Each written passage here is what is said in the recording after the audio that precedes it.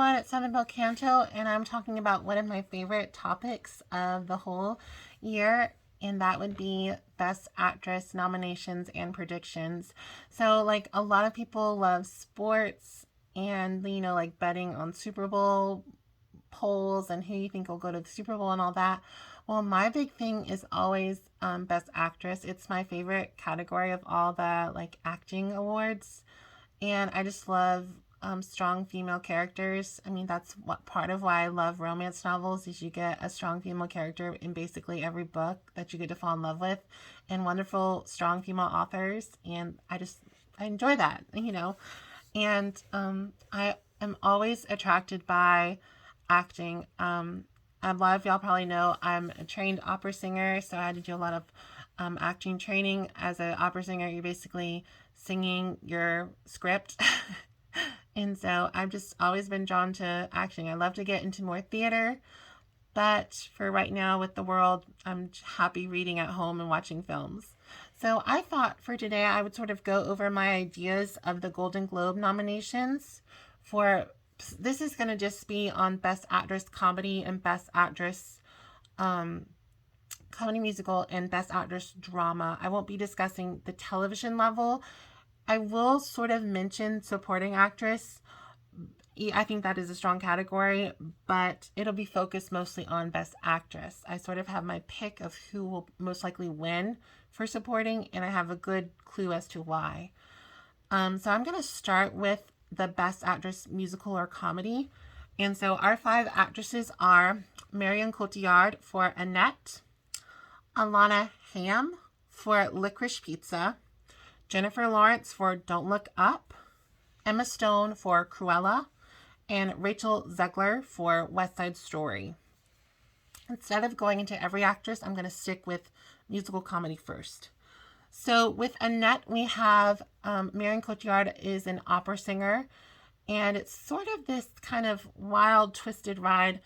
I believe it's almost considered an opera. I think a lot of the dialogue is sung in this movie. I haven't heard a lot about this film. It had a lot of potential. They have been talking about Annette for like 2 years as to Best Actress win.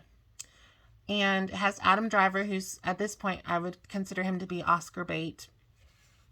And he plays her male love interest. And I know that with Annette, I believe, what is her name? I know the soprano that dubs Marion Cotillard. Oh my gosh, what is her name? My mom loves her. Oh, I have to look it up. I'm so sorry. But actually, I've heard of the singer that dubs the voice for Annette. She's a young African-American soprano. She lives in Germany, and her husband, I believe, is a German pianist, and she's fabulous. She is one to definitely watch for next opera superstars. She is fabulous. And to get a film like this is incredible. Especially, she's not very old. She's under 35. She's probably like 30. And she's just an incredible soprano. So with Annette, we have Marion Cotillard, she's won an Oscar. She won in 2007 or 8 for La Vie Rose with what was her name? Edith Piaf. And so Annette is a strong contender. It's been talked about for a really long time. Alana Haim for Licorice Pizza. This is Paul Thomas Anderson. It's a Paul Thomas Anderson film. I haven't heard wonderful things about it. I know it had a lot of controversy because I believe the male actor decided to do a Mickey Rooney Breakfast at Tiffany's moment, which this is set in the 70s, but I don't know if that's, okay. So I think a lot of people are kind of disappointed that that's in a film in today's world, especially with all the, inclusivity trying to be happen and stuff like that. It's just sort of like, step back. So, not quite sure. I don't really see Alana Haim winning for Licorice Pizza. I haven't heard wonderful things for Licorice Pizza, but it had a pretty fair amount of awards, and it is Paul Thomas Anderson, so believe he directed Almost Famous. I also think he did The Master, which was with Philip Seymour Hoffman, Amy Adams, and Joaquin Phoenix. That's an interesting movie. It's not really one to enjoy, but it's really interesting. And then our next Best Actress for musical or comedy is Jennifer Lawrence in Don't Look Up. I haven't watched this yet. I do plan to. It's a Netflix release. Annette is on Amazon Prime. At least it was whenever I was hearing all about it. I think Licorice Pizza might be on Amazon Prime. I'm not fully sure. But with Jennifer Lawrence's Don't Look Up, that is on Netflix. I believe it comes out Christmas Eve, maybe? And that is a doomsday comedy. So if you remember the film that Steve Carell and Keira Knightley did, having like Best Friend at the End of the World or something like that, it's sort of that same idea where Jennifer Lawrence and Leonardo DiCaprio are scientists, and there's like a comet or some large mass coming to Earth to destroy the Earth. And they're telling the president, they're telling it looked like possibly like a Fox News sort of spoof, that the world is ending. And I think no one's really believing them or really caring that the world might end. Kind of going off of the trailer. I'll have more in depth when I watch the films, but this is just, a raw what I think. So that was Jennifer Lawrence, Don't Look Up. We have Emma Stone for Cruella. I have this in my Netflix to rent. I don't have Disney Plus. With so many subscription services, I just can't afford to add another. I pay for Hulu and Netflix DVD rental and streaming, and I just can't afford to do another one. I love Disney films. I'm not like a diehard Disney person, but like this is a movie I would love. I really loved the Glenn Close 101 Dalmatians, so this is one I'm really interested in. Emma Stone is an Oscar winner as well as Jennifer Lawrence. And I have heard wonderful things about Cruella. I've heard it is a great story, that Emma Stone really brings her A game with this. And I think Emma Stone is a really strong contender for this award. Out of the five actresses, I really think Emma Stone is going to win. I really do. We have Jennifer Lawrence, who is a Golden Globes love, and she's always, if she got nominated, she must have done well, because I don't believe she's nominated for Mother. Her acting was good in Mother, but that story, I saw Mother in theater. I almost passed out. It was so scary, but I digress. And our last nomination is Rachel Zegler for West Side Story. She has the head game for a lot of things. So Annette is a musical, technically. Marion Cotillard is dubbed.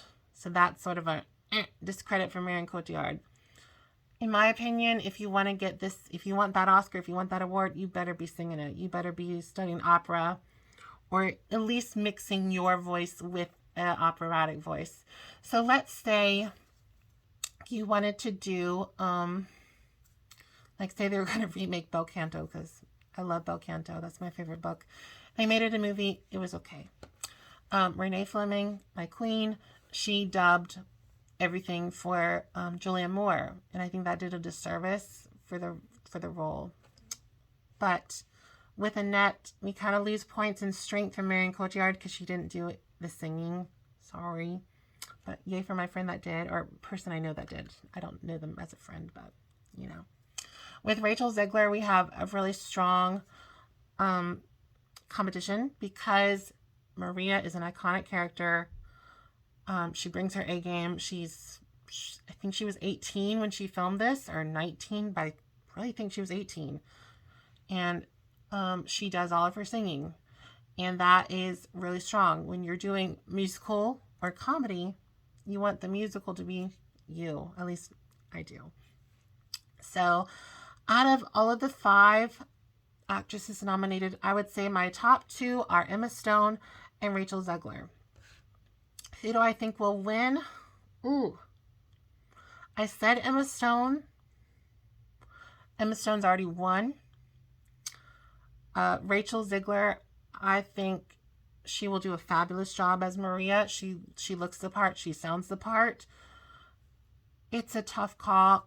I think because Rachel Zegler is so green, she might not get the win. But I think she's number 2. If they give out 2 awards, she'd be number 2. If they tie for some reason, which they have known to tie, they have tied at Oscars before. If they tied this category, I'd say Emma Stone and Rachel Zegler. If it's one person, I think Emma Stone's going to win. And now I'm going to go on to Best Actress in a Motion Picture Drama. I have my notes down here, so I keep looking down. It's just so I have everyone correct. The first one is Jessica Chastain for The Eyes of Tammy Faye. Next, Olivia Coleman, The Lost Daughter. Nicole Kidman, Being the Ricardos. Lady Gaga for House of Gucci. And Kristen Stewart for Spencer. So we have a lot of great actresses here. We have a lot of winners. We have people that are on their A game. They are bringing it. They are going in depth to their characters. There is only one actress on this list that is not what's the word? Playing a real person. I couldn't think of the word. And that would be Olivia Coleman for The Lost Daughter. Everyone else is playing someone from history. Tammy Faye Baker, Lucille Ball / Lucille Arnaz, Lady Gaga for Patrizio Reggiani, Gucci, and Kristen Stewart for Lady Diana Spencer. So that is an interesting thing. It's also sort of a disservice. Out of the 10 nominations, the only person of color is Rachel Zegler. I believe she's Latinx. If I'm wrong, please correct me. But yeah, that's sort of a disservice when you have a lot of biopics, because if there's not a biopic of someone of a different race or nationality or ethnicity, then it's going to be really white like this is. I think all of these actresses did a fabulous job from what I've seen. I have The Eyes of Tammy Faye coming in the mail today, and I do look forward to that. I wasn't fully impressed with the prostheses for the movie, but they are nominated for a Golden Globe for Best Makeup. So, you know, I'm not mad about the makeup of the show because I think that Tammy Faye Baker's makeup was iconic. But the sort of really big cheeks that they gave Jessica and, oh my goodness, what is his name? He was the old Spider-Man, not Tobey Maguire, the one in the middle. Andrew Garfield? Is that right? Andrew Garfield? Oh, I think so. He dated Emma Stone. That's all I know. And he was Spider-Man. But I thought their prostheses were a little funky. It wasn't perfect. But I think this is a strong character. Jessica Chastain sings her songs. Tammy Faye Baker did a lot of musical numbers for their show. And Jessica Chastain sings the numbers, which she sang. That's a plus. That's up there. And I think Jessica's really going to give her all for this role. I probably will do a review of the film. Since I do believe this could go all the way to the Oscars, I'm going to watch it and probably review it for my channel. The next is Olivia Coleman for The Lost Daughter. This is a Maggie Gyllenhaal direction. Maggie Gyllenhaal directs the film. I believe this is her directorial debut. Not fully sure. This Tammy Faye is, I think, on Amazon Prime. Can't remember. I thought it was, but I'm renting it from Netflix. I think it lost out on the Amazon and got switched or something. The Lost Daughter with Olivia Coleman is a Netflix release. So that, I believe, comes out sometime this week, maybe the 22nd, maybe. The next film, and The Lost Daughter, I believe, is a family drama. And for what I've read, Olivia Coleman, she's a really strong lead for this role. And the Golden Globes love Olivia Coleman. It wasn't until last year that she ever lost a Golden Globe. Every nomination Olivia Coleman got at the Golden Globes, she won. Until last year. Who won that award? Oh, Emma Corrin, which, hello, Emma Corrin is Lady Diana. She needed that award. She did fabulous. Our next is Nicole Kidman as being the Ricardos as Lucille Ball. This is an Amazon release, and it releases on, I believe, the Tuesday, the 21st of December. I do plan on watching that. I want my mom to watch it too. She's not really wanting to, but I'll make her. What should be said about being the Ricardos is a lot of people think it's I Love Lucy, and it's not. It's sort of the backstory of Desi Arnaz. Ricardo is the television. Is Desi Arnaz and Lucille Ball. And hopefully it's not too much like, I hate you, alcoholic drama, because that was sort of what happened in real life, sadly, from what I've heard. And I'd like it to be a little more of like the woman behind I Love Lucy and all that took. And I hope they do some of the investigation. I know that Lucille Ball and Desi Arnaz believe they were like Supreme Court or something for being communist. That's something in history you don't learn. I like to learn more about that, please. But I think they had to go to trial to make sure they weren't like a communist or something like that. It was insane. But I think Nicole Kidman, I don't think she fully looks the part. They tried. I think that she has a monolid, so she doesn't really have like an eyelid. And so Lucille Ball had really deep set eyes, like more so than I, that were just like really big, perfect for eyeshadow. Oh my gosh. And and I'm a little disheartened because for a really long time it was Cate Blanchett. I would have loved to have seen Cate Blanchett as Lucille Ball. I think that would have been, she won the Oscar. Cate Blanchett is she is one of my top favorite actresses. I don't really have a number one, but Cate Blanchett, I mean, she is always wonderful. And just fashion-wise, she's wonderful. And just how she speaks, oh my gosh. She's so wonderful. I just love Cate Blanchett. And to know that Cate Blanchett was supposed to be Lucille Ball for a really long time. And then I think what happened, which is ironic because Nicole Kidman is also Australian. I think Kate lives in Australia most of the time with her husband and family. I think because of the COVID lockdown, they couldn't go. I don't know the whole story, but I thought something like that happened, and that's why she had to drop out. It was like scheduling conflicts, but I think it was like she can't leave the country. I don't know. I don't know the whole story, but I'm really sad that Cate Blanchett did not get to play Lucille Ball, because that was like I knew that for like 2 or 3 years, and I mean, it could be fabulous. Like, if when Anne Hathaway was doing her press for Rachel Getting Married, which was her first Oscar nomination. That's a fabulous movie, by the way, if you're looking for it. It's a drama. It's a full drama. Anne Hathaway's character, fresh out of drug rehab. Anne Hathaway brought her A game for that. And it was said, like, at the interviews, like, what are you doing next? You got Oscar nominated. What are you doing next? And Anne Hathaway was going to play Judy in the Judy Garland film, which was given to Renee Zellweger, who won the Oscar. And I, for a long time, was not okay with that. I really thought Anne Hathaway for that role. And Renee Zellweger did a wonderful job. She won the Oscar. It was one of those Oscars where it was like, she's the winner. She's the winner.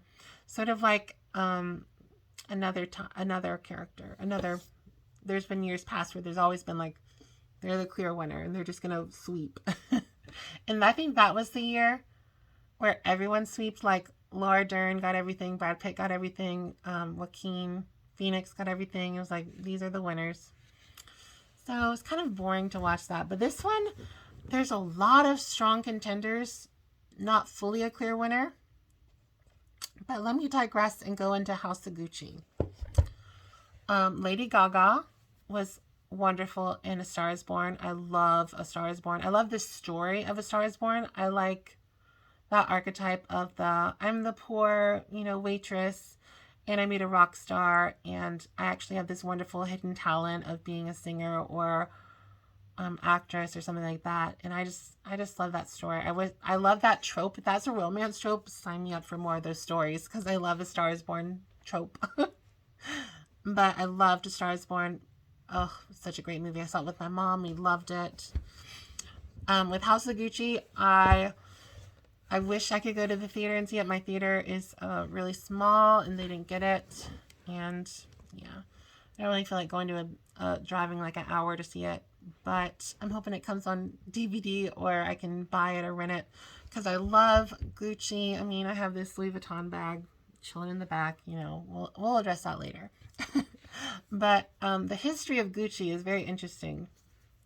And the murder of Gucci, is it Gucci Gucci? That might be the grandfather. Might be Eduardo Gucci. Well, anyway, Patrizio Reggiani's Gucci, her husband, she kills him. Like, she hires a hitman, kills him. That should be enough drama. And Jared Leto, he looks fabulous as the older uncle. I really want to see House of Gucci. I think that's a really strong contender. And our final nomination for Best Actress Drama is Kristen Stewart for Spencer. Interesting pick. Interesting pick. Does she look like Lady Diana? Not really. The hair, they never get the hair right. That is the thing. They got it kind of right for the most part with Emma Corrin in The Crown.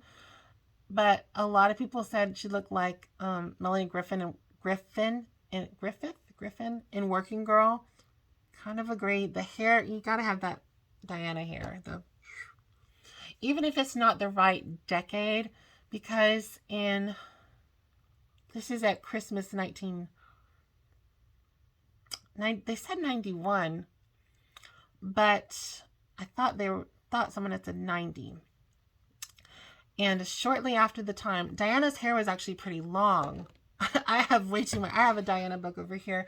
I got Diana's literally autobiography with Andrew Morton up here. And she had like shoulder length hair, I believe, and she kept cutting it shorter. And then she did that famous photo shoot with Mario Testino, I believe. And Patrick Demarchelier chopped her hair off and permed it, I think. And Mary Greenwell gave her that wonderful makeup for like the 90s Diana. I just love that whole story. I love Mary Greenwell. She's like my favorite makeup artist. But anyway, I'm not quite sure what the makeup in here should have been, because I think it shouldn't have been like that 80s Diana swoopy thing. But I think when you think of Lady Diana, you think of either her like 90s haircut where it was like the bangs and the little kind of like pixie bob, or like the swoopy Diana. So they tried. Kristen Stewart's voice. The trailer was really there. Like, they knew everything. They didn't. That sort of, it was pretty close. And when I saw longer scenes, it didn't stay in that perfect intonation. And honestly, this is speculation. I think the director dubs the actresses' voices with the real person's voice. I know, I shouldn't say that, probably bad. But when the director of Spencer also directed Jackie with Natalie Portman. That's a great film. But there was times where like, wow, she sounds just like Jackie. I think it was actually Jackie Kennedy's voice, and they like dubbed Natalie Portman's voice with Jackie Kennedy. I really do. Just because of the graininess, and there was times you could tell it was that it was Natalie Portman doing an impersonation of that is it New Hampshire accent? And there was times where I was like, this is full on Jackie Kennedy. This isn't Natalie Portman going Meryl Streep on us. This is a sound clip of Jackie Kennedy. And I think some of the Diana might be maybe Diana. I don't know. But Spencer looks good. I do want to rent it. I think it won an award. I don't think it won Best Actress Con. Did it? It might have. But I don't know. I think it's going to be an interesting film. I don't know if it's going to be like groundbreaking. Like some people are like, Kristen Stewart's a marvel. She's amazing, which I hope she is. Kristen Stewart got locked into Twilight, which I think Jamie Dornan and Dakota Johnson were trying to lock them into 50 Shades. And they said, no, we're good at our craft. And they're proving that, I think. And Kristen Stewart, honestly, she's done some good roles. They're not commercial films, but one of my favorite like indie films is The Clouds of Sils Marie. She is wonderful in that. She is wonderful in that role. She plays the personal assistant of like an A-list actress, and it's kind of like Nastassja Kinski archetype with the whole Roman Polanski, Tess of the D'Urberville things. If you know, you know. But yeah, that was with Juliette Binoche, was the A-list actress that's like in her 40s, and Kristen Stewart is her personal assistant. The Clouds of Sils Marie, I love that film. I love it. They have it on Netflix every now and again, and I watch it like 5 times. I've watched that movie like 100 times. I watch a lot of films a lot. I love movies, as you can see over here. This is like 10% of my movies. But I love films. I love actresses. I love Best Actress. This is my thing. So, out of the 5, let me say them again because I've gone on a tangent. Before I do that, my brain, one track. There's an actress on here that is not on here. And I think it's strategy. For Best Actress Drama, I would have thought to have seen Katriona Balfe. Ooh, I hope that's right. She plays Claire Fraser on Outlander. If you know, you know. Do I have a cover? Yes. Here's the cover. She plays Claire Fraser on Outlander. There she is. And she's in Belfast. I predict that Belfast will win Best Picture. I really do. If it doesn't, I will be very surprised. I think Belfast is going to be the big winner. And I would have thought that Jamie Dornan and Katriona Balfe would be Best Actress Drama and Best Actor Drama. They are both in the supporting category, which I find interesting. Now, this is directed by Kenneth Branagh, and I believe it's the little boy in the film, I think, might be young Kenneth. I'm not quite sure. So maybe it is told through the eyes of a child because it's, I think, Kenneth's own story. I need to look up more stuff before I talk, but I'm pretty sure. And so maybe they are supporting because they're supporting their child and the child is the lead. You can do that. There's loopholes. But I was very, very surprised to see Jamie Dornan is for Best Supporting Actor and Katriona is for Best Supporting Actress. But here's strategy. Why do I think they might be in supporting? I think they're going to win. I think they will win. I think Katriona is going to win Best Supporting Actress. I think Jamie is going to win Best Supporting Actor. I think Belfast is going to win Best Picture Drama at Golden Globes. I think it's going to win Best Picture at the Oscars. I haven't seen it yet, and I think it's going to win. I just have this thing. I knew that Homeland? Was that it? Homeland with Frances McDormand? I knew that was going to win Best Picture. Did I think Frances was going to win Best Actress? No, I didn't. She did a wonderful job. I didn't think she was going to win. I really thought, who did I think was going to win? I really wanted Carey Mulligan to win. I really thought she could win. I was really surprised by Frances. I thought with the Oscars last year, I thought it was either going to be Andra Day for Best Actress that would win or Carey Mulligan. They were like my tie. And I would have been happy with either one of those. Frances McDormand, huge surprise. Huge surprise. But with Golden Globes and Oscars, there is strategy for wins. So Katriona not being on Best Actress Drama and being on Best Supporting Actress, I think was smart. I think she'll win that. But there is competition with Best Supporting Actress because we have Kirsten Dunst for The Power of the Dog. With Jane Campion. That's a strong film. With Benedict Cumberbatch, that's a strong film. I think Kristen Stewart, I think people are hungry for Kristen Stewart to win something or get more nominations because Kristen Stewart has been bringing it since she was a little girl. She brought it in Little Women. She brought it in The Interview with a Vampire. She brought it in Bring It On Again. She brought it in Marie Antoinette, which people hated at the time. I loved it. Now people are like, I love Marie Antoinette. I'm like, yeah, you should have. You should have liked it then and gotten an Oscar. Because it was good. It was funky, but it was good.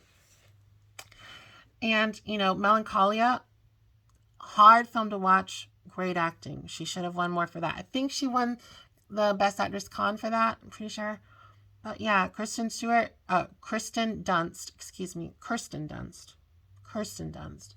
is a strong contender against Catriona for Best Supporting. But I think Catriona is going to win that. But I was surprised, there's lots of buts, surprised Catriona was not on the Best Actress Drama. So our 5 for Best Actress Drama are Jessica Chastain, Olivia Coleman, Nicole Kidman, Lady Gaga, Kristen Stewart. Is there a clear winner? No. I think there's a lot. I think there might be a lowest one.